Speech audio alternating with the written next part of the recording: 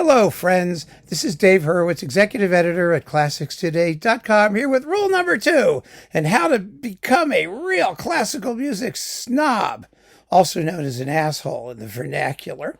You can use whichever term you prefer. Rule number 2 is very simple. Find an obscure composer that nobody cares about, make wildly exaggerated claims for their importance, and pass yourself off as an expert. It's really easy to do, particularly if there's very little information about said composer, because then you can just make everything up as you go along. I mean, it depends on how convincing you want to be. But I'm sure you've got the time to figure this out, because we all know that you have, empty and worthless lives, and you're looking for some sort of validation, and you'll make the time, right? I know you can do it. So here's the bottom line. Let me give you an example of what I'm talking about. And also an example of how you deal with such things, actually, if you run into it. I've told this story before, but it's particularly appropriate to this scenario.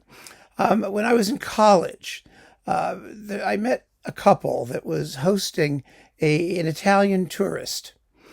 She was here for, an indefinite time, doing one of those European things where you have no money and you just go and hitchhike.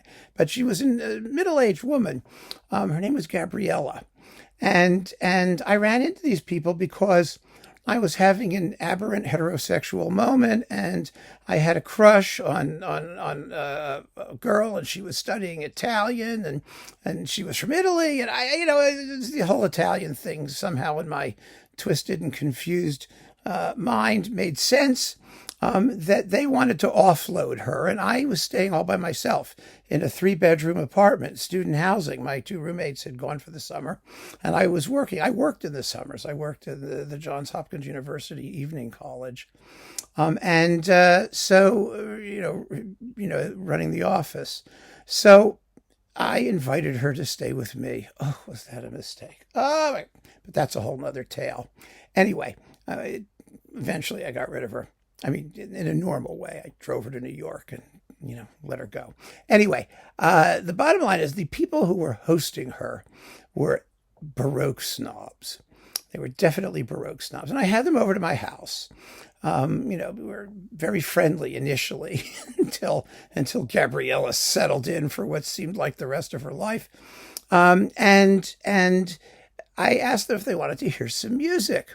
Now, I had all of my records in my bedroom. I had a big bedroom with all the records spread out all over it. I mean, I didn't have as many as I have now, and they were LPs back in those days, primarily anyway. And no, they were all LPs. CDs didn't come out till later. Never mind. Anyway, so this was in the early 80s. Yeah. So they were in the other room, and I plunked on some Baroque music. I had that Philips Lebendiges Baroque series, Living Baroque, and not all of it, but most of it. And I was really proud of the fact that I had been collecting all this Baroque stuff. And I played it, and then I said to them, is there anything you'd like to hear? And the male of the pair said, "Oh, we just adore Gemignani. We would love to hear some Gemignani." Gemignani was just the most extraordinary composer of the entire Baroque era, blah, blah, blah, blah, blah, blah, blah. Okay. So I ran into my collection and went humming through it, sideways, because they were LPs. I had no Gemignani. I had no Gemignani at all. I don't even know if there was Gemignani in the this Baroque series. There wasn't a lot of Gemignani recordings in those days. Certainly were not. And I didn't know what to do. So I plonked out something from that series, Torelli, or one of those other people, put it on, and walked out, and I said to them, "Isn't Gemignani just amazing?" And they said, "Oh, yes, he's so fantastic. We just love Gemignani. This is so beautiful. It's wonderful. Isn't Gemignani the greatest?" They were just all over Gemignani. They couldn't shut up about Gemignani. Well, it wasn't Gemignani they were listening to. That felt so good. I can't even begin to tell you. But other people, possibly, who weren't so quick thinking on their feet, I don't know, might have been impressed by their fondness for Gemignani. They definitely were Baroque snobs and Gemignani snobs. And that's what you need to do.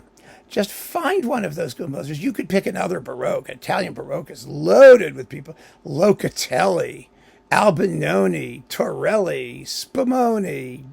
No, you can't do Spumoni.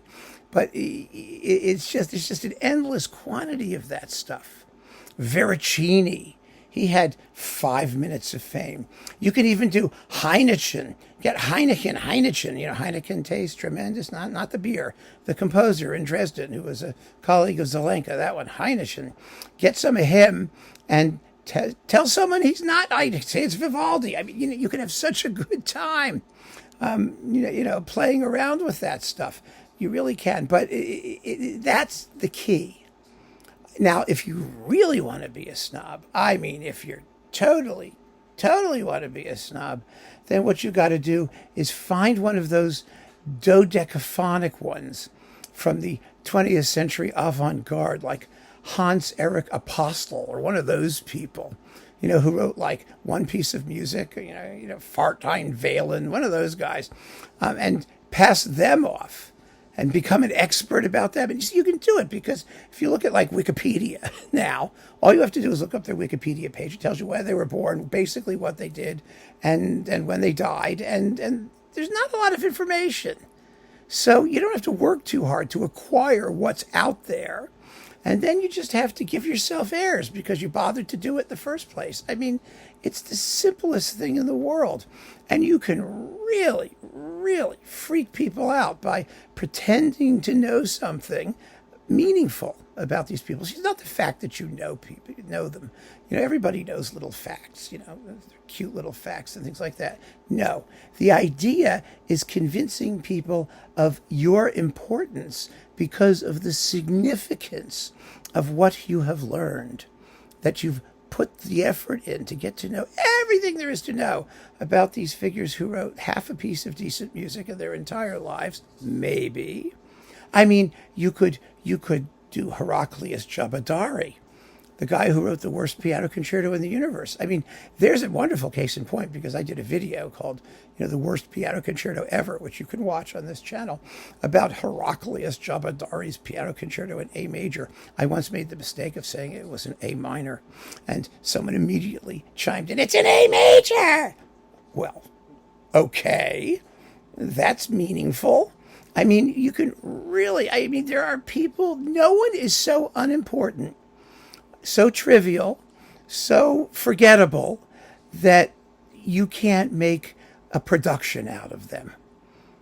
You just have to have a little sang-froid when you do it. You just have to really, pretend you know what you're doing. And you can do it because you just treat everybody else you encounter with withering contempt, and let them know just how insignificant and unimportant they are, because they don't know what you know.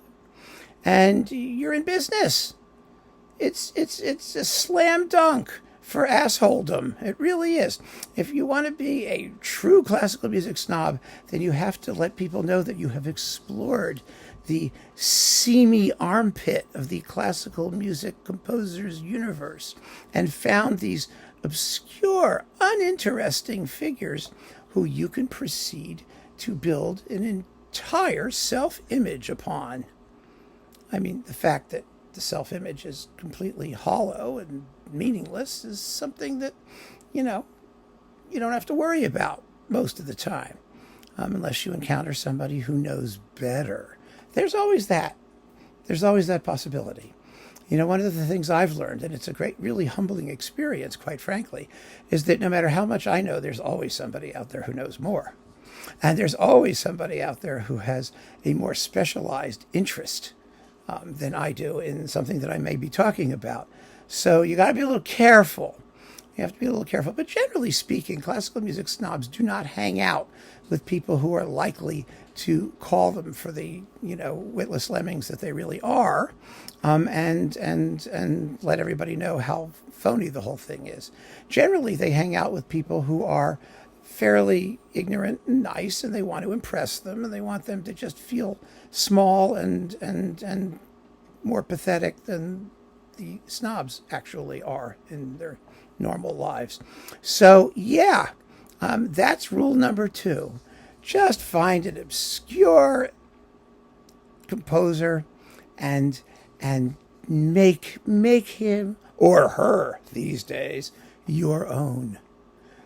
They're waiting for you to posthumously give them piles of unearned significance, and you can do it. I'm sure you can. So keep on listening, friends. Thanks for joining me. Take care.